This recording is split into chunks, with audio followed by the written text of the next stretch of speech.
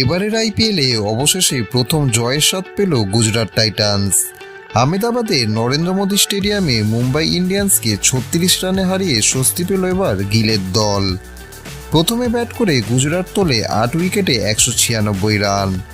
দলের হয়ে সর্বোচ্চ 63 রান করেন সাই সুদর্শন, জস বাটলার করেন 39 ও ক্যাপ্টেন গিল করেন 38 রান। 197 রানের লক্ষ্য তাড়া করতে নেমে শুরুতেই পিছনে চলে যায় মুম্বাই।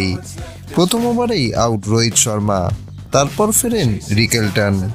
তিলক বর্মা ও সূর্যকুমার যাদব কিছুটা চেষ্টা করলেও দলকে জেতাতে পারলেন না।